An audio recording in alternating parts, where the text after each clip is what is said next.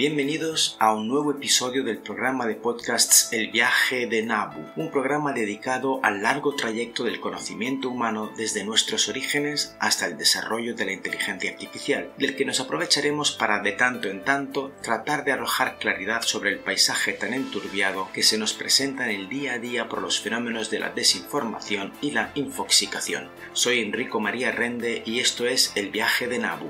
Comencemos.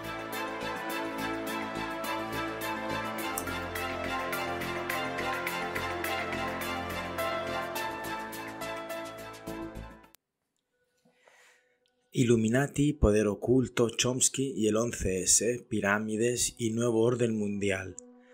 Son una fuente inagotable de noticias que crían la desinformación y procuran la infoxicación. El concepto de la contraentropía puede servir como antídoto. En mi opinión, todas las teorías conspirativas pertenecen al mundo de la mitología y las fábulas, una nueva forma de superstición y superchería o magia del siglo XXI. Son necesarias del mismo modo que lo fueron las divinidades y sus mitos o las fábulas y sus moralejas. Esta opinión la fundamento sobre la noción de la contraentropía, un concepto que me sirve para explicar con una sola palabra el efecto del ser humano en su entorno y a lo largo de su existencia. En pocas palabras, pues la contraentropía describe la lucha del ser humano frente al mundo, y en este sentido es el progreso abriéndose paso en un entorno que para el ser humano resulta hostil, injusto, duro, en una palabra, caótico. Frente a la tendencia al caos del universo y todo lo que lo compone, el ser humano viene a poner justicia, bienestar, equilibrio, en una palabra, orden. Para explicarlo usando una metáfora, si bien es cierto que cuando un jarrón se cae se hace añicos y que la gravedad está luchando constantemente para tirárnoslo al suelo, también lo es que el ser humano tiende a realizar jarrones de materiales cada vez más resistentes, hasta conseguir hacerlos irrompibles, y que además también se encarga de recoger los pedacitos para recomponerlo. Esta es, figurativamente, la lucha de lo natural contra lo artificial, lo cósmico contra lo humano, el caos contra el orden. Por extensión, entonces, se comprenderá que la contraentropía es el motivo que me mueve a ser optimista con respecto al futuro y al presente. Siempre he pensado que todo aquel que piensa que los tiempos pasados fueron mejores es porque no ha estudiado historia, y creo firmemente que el ser humano no ha vivido mejores tiempos que los presentes. Lógicamente, si a los cientos de millones de personas que viven en condiciones deplorables o infrahumanas o injustas de hoy en día se las compara con un conde francés del siglo XVI, podría uno llevarse al engaño de que los tiempos pasados fueron mejores. Pero como he dicho, se trata de un engaño. Lo cierto es que el progreso del ser humano es una cuestión de magnitud humana y no individual. El conde francés del siglo XVI, con todas sus riquezas y privilegios, disfrutaba de menos bienestar del que se benefician, gracias al progreso, la gran mayoría de las personas del mundo occidental.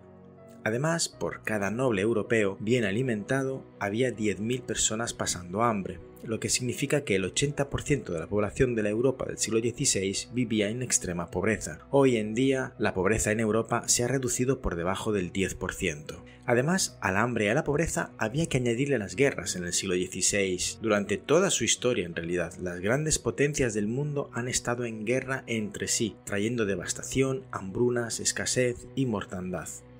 Hoy en día, el 98% de la población viva occidental no ha vivido ni sabe lo que es una guerra en territorio propio y entre grandes potencias. Las guerras son algo que ocurren fuera, lejos y con cada vez menores daños colaterales. En el pasado, todos los países del mundo vivían en un estado no democrático. Hoy en día, 2/3 partes del mundo viven en democracia. Si en la Edad Media, en Europa, 50 de cada 100.000 personas morían de media víctimas de un asesinato cada año, hoy en día, en el mundo occidental, esa tasa está por debajo del 0,5%. En el pasado, cerca del 3% de la población moría por accidentes y catástrofes naturales cada año. Hoy en día, las condiciones atmosféricas y geológicas matan a menos del 0,3% de la población cada año. ¿Y qué decir del trabajo? Hasta hace 100 años, la probabilidad de morir en un accidente laboral era superior al 70%. Hoy es escasa. Hace 100 años, las horas laborales superaban las 60 horas semanales. Hoy rondan las 40 horas y se acaba de aprobar una ley para convertirlas en 35,5. las labores dedicadas al hogar han bajado de más de 60 hace apenas unas décadas a menos de 15 en la actualidad. Y sin embargo, la higiene en el hogar es muy superior, así como la pulcritud de los armarios y de las personas, todo lo cual reduce las posibilidades de infecciones, enfermedades contagiosas e intoxicaciones. Pero si estas cifras no satisfacen a los más pesimistas porque aluden a tiempos en los que el ser humano vivía en un estado de perfecta simbiosis con la naturaleza, paz y armonía con los demás animales y se servía comida de un vergel paradisíaco que le brindaba gratuitamente el alimento que necesitaba, entonces les diría que revisasen sus conocimientos de prehistoria. Más aún, durante más de 100.000 años la existencia del ser humano tenía una esperanza de vida de 35 años de edad. A partir del siglo XIX, con la llegada de la Ilustración y el progreso, subió hasta los 50 años.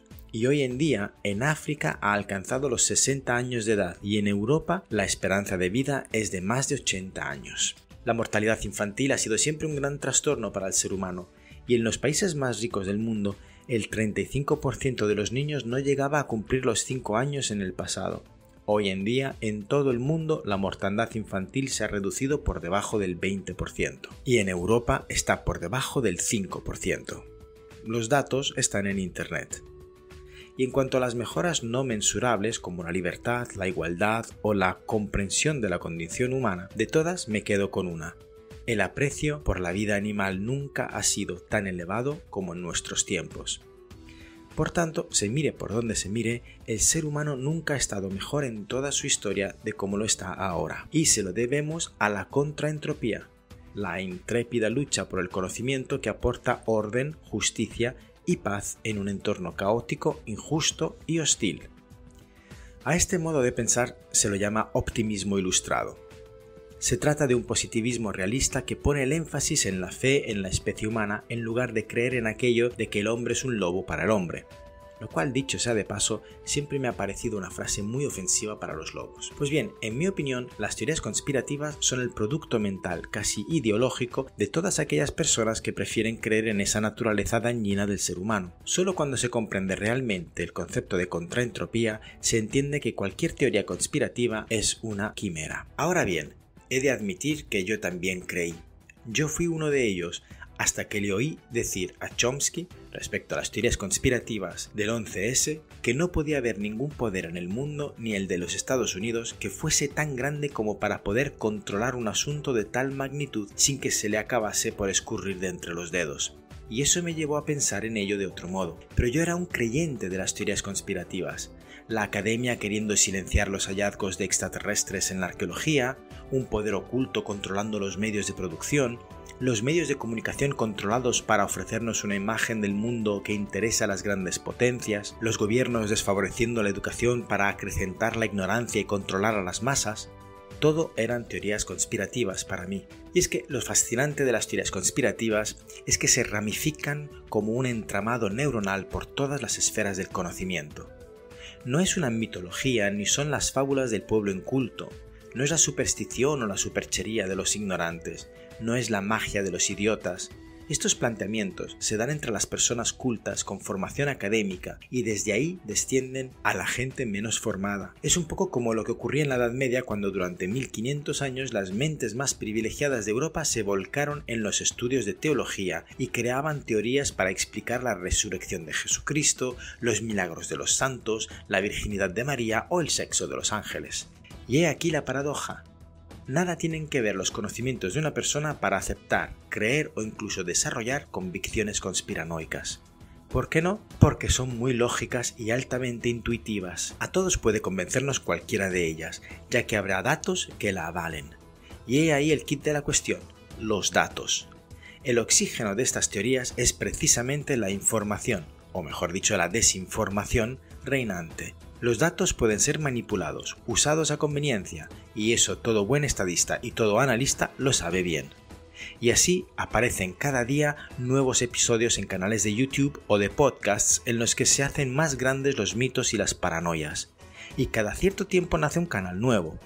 En el campo de la arqueología es donde más abundan, y teorías de alienígenas en el pasado construyendo pirámides y megalitos por todo el mundo son ya una verdadera plaga. Lo que me duele es que los reporteros de dichos programas han sabido ser tan convincentes que me he topado más de una vez con personas cultas, formadas e inteligentes que les han dado crédito.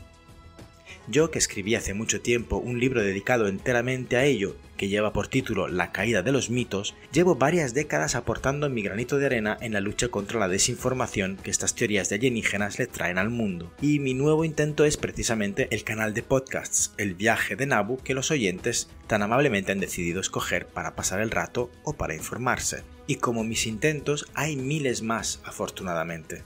No obstante, la mentira siempre resulta más interesante, más intrigante, más realista incluso que la verdad, y los canales de youtubers como Mundo Insólito o Cuarto Milenio, por nombrar solo a dos de los más célebres, llevan décadas inoculando falsedades basadas en conocimientos erróneos. Quiero dedicar los próximos minutos a este asunto, con la venia de los oyentes y al amparo del derecho a la libertad de expresión. Quiero denunciar abiertamente, expresamente, a tantos y tantos youtubers, tuiteros y demás expertos en la propagación de noticias en las redes sociales, supongo que los podríamos denominar metaperiodistas, que logran expandir mentiras, bulos y desinformación indiscriminadamente a millones de personas. Siempre he opinado que no hay clase más perversa que la de los políticos. Bien, ahora creo que hay una excepción, y son estos metaperiodistas. Son lo peor que ha dado nuestra civilización, lo creo en serio, porque si Nelson Mandela dijo que la educación es el arma más poderosa que puedes usar para cambiar el mundo, yo acuñaría el otro lado de la moneda alegando que la desinformación lo es también, pero para dañarlo. Y si de Albert Einstein es la otra cita que dice la educación no es el aprendizaje de hechos, sino el entrenamiento de la mente para pensar, entonces yo añadiría que la infoxicación lo es también, pero para dejar de hacerlo. El metaperiodismo, a diferencia del periodismo, no busca la verdad, sino la publicidad. Los metaperiodistas no trabajan para reportarle al mundo las cosas, sino para encontrar su hueco de fama, reconocimiento y minutos de gloria a expensas de la información. La técnica más empleada por estos individuos es la de rellenar con fantasía los huecos entre los datos, y luego la de escoger entre todos los datos solo los que les convienen, tirando incluso de datos de otras áreas, mezclando así churras con merinas y haciéndolo parecer todo muy científico, muy académico y sobre todo muy lógico. En otras palabras, los metaperiodistas cogen los datos y los manejan a su antojo, cortando y pegando la información, descontextualizando los hechos y así creando el escenario que necesitan, el escenario que les conviene, creando así desinformación. Es una gran lástima. Cientos de millones de habitantes de todo el mundo solo tienen acceso a este tipo de periodismo porque, sencillamente, la información científica o técnica no es para ellos. Lo divertido de todo esto, si es que se le puede ver un lado divertido, es que crear noticias falsas es muy sencillo. Y yo, como he dicho antes, le he dedicado un libro entero en el que desarrollo varias teorías asombrosas que, usando los datos de aquella manera, desestabilizarían todo lo que sabemos del género humano. Una de estas teorías fue incluso tomada por un metaperiodista y referenciada en un artículo de una de estas revistas suyas, lo cual demuestra precisamente lo que veníamos diciendo, y es que en lugar de leer el capítulo entero, llegando a la parte final donde destapo el embuste, el metaperiodista solo se quedó con lo que le interesaba. Se trata de una teoría que desarrollé sobre las pirámides de Egipto, en la que demuestro con datos y evidencias matemáticas que fueron construidas y dispuestas sobre el terreno para simular una maqueta a escala del sistema solar. Pero para no volver a años tan pasados, un ejemplo sacado de YouTube más recientemente puede servir de buen ejemplo. En plena pandemia salió un vídeo que llevaba por título Guerra a la Humanidad. Este supuesto noticiero o reportaje decía que los gobernantes de los diferentes países más poderosos del mundo pretendían acabar con la población pobre del mundo, infiriendo además que detrás de dichos gobiernos estaban las grandes fortunas, como por ejemplo la de los Rothschild. Este vídeo tenía millones de reproducciones. Según este metaperiodista, se estaría hablando de un nuevo orden mundial, eliminar a la masa pobre o ignorante para beneficio de las élites gobernantes. El reportero sugería en este vídeo una y otra vez que se supone que lo que nos desvela es un secreto. En otras palabras, que si no era por él, nunca nos habríamos enterado de esto. Pero luego, paradójicamente, pasa a mostrarnos decenas de imágenes de gobernantes hablando de este nuevo orden mundial.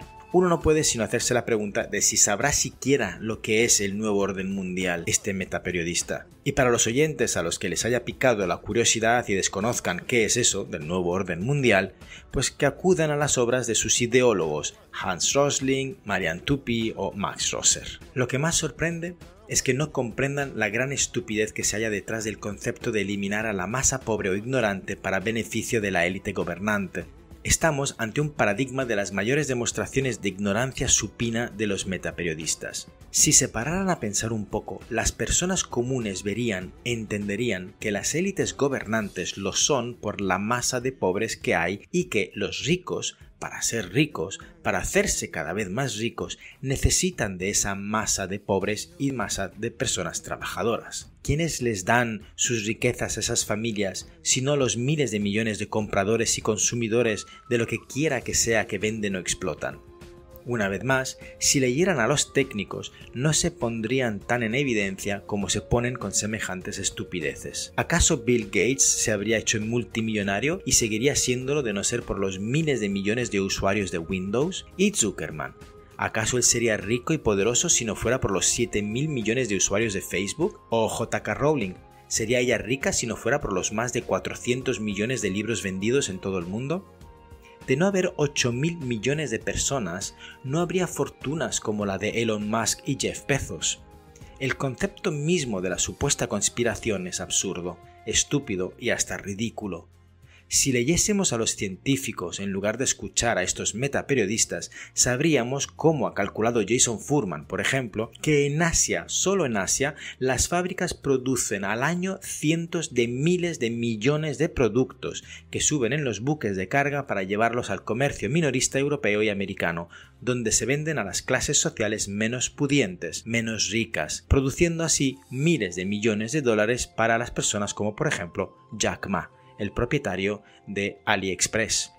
La conspiración siempre parte de datos que son verídicos pero totalmente descontextualizados o manipulados, y en los casos más atrevidos, datos inventados. Y cuando el bulo alcanza a la población, al venir revestido de esos datos, pocos son los que se cuestionan su veracidad, incluso cuando la teoría es completamente absurda. Por ejemplo, la teoría según la cual la pandemia ha sido una conspiración para acabar con la gente pobre, que presenta el deplorable reportaje del que venimos hablando, pues demuestra que rara vez quien compra este tipo de explicaciones se para a pensar que los más pobres del mundo viven en los países que menos se han visto afectados por la pandemia, y que la pandemia, por otra parte, afectó a ricos y pobres por igual, tanto así que ha golpeado incluso a la monarquía británica. Pero nada vende mejor que una teoría conspirativa. Además, los documentales que sostienen dichas tesis usan un lenguaje mucho más asequible para el gran público que los puramente científicos, propiciando así su difusión. Y a ello hay que sumarle el fenómeno del parloteo. Del mismo modo que cualquiera puede tener una conversación sobre fútbol y que pocas cosas hay que amenicen una charla más que eso, las teorías conspirativas brindan la posibilidad de discutir de un modo que aparenta ser académico pero con mucha facilidad. Y eso es un placer al que pocos se pueden resistir. ¿Qué pruebas tengo para afirmar que ninguna teoría conspirativa es cierta? ¿Cómo puedo convencer a sus defensores de que no hay ningún poder oculto queriendo controlar a las masas para consolidar y proteger sus estatus y privilegios? ¿De que no hay tal cosa como los Illuminati? ¿O que la telebasura la producimos nosotros mismos porque la preferimos en masa y no es una imposición de los gobiernos que nos quieren manipular? ¿Qué pruebas tengo yo, decía, de todo ello? Una sola, pero muy compleja. Vuelvo a mi concepto de la contraentropía. La evidencia de que, al menos desde la Ilustración, hemos luchado por mejorar nuestra sociedad, hemos trabajado para situarnos en cotas elevadas, impensables siglos atrás, de igualdad, fraternidad y libertad, y que lo hemos hecho entre todos y para todos. Por supuesto, el camino por alcanzar esas metas es aún muy largo y estamos muy lejos de alcanzarlos a nivel global, pero creo firmemente que estamos en el camino correcto, creo firmemente en la contraentropía. Ahora, para concluir, tengo algo que proponer, y es que se decrete de una vez una ley que castigue severamente a este tipo de periodistas. Una ley que castigue la difusión de noticias falsas y malintencionadas. Son una amenaza para la sociedad, son una amenaza para los más desprotegidos y hay que acabar con ellos. Según informaba la plataforma maldita.es durante la pandemia, de las cerca de 400 noticias en general que habían circulado por las redes en los últimos meses del año 2021, 359 fueron bulos. 359. La gente se inventa historias porque hay mucho incauto que disfruta con el escenario del tipo distópico y se imaginan a sí mismos protagonizando, Soy Leyenda o Guerra Mundial Z. Son imbéciles que no tienen otra cosa que aportarle al mundo y que, precisamente por eso, desean un escenario como esos. Por tanto, propongo una legislación inmediata contra los metaperiodistas. ¿No puedes probar lo que dices y lo has divulgado a millones de personas? Pues paga una multa que sea directamente proporcional. Y listo. Espero que te haya gustado este podcast. Si te gusta el contenido del programa, te pido que te suscribas. Al suscribirte, ya sabes, no solo recibirás notificaciones cada vez que publique un nuevo episodio, sino que también podrás acceder a contenido exclusivo. Además, si quieres apoyar este trabajo y hacer que siga creciendo, considera unirte a nuestro Patreon.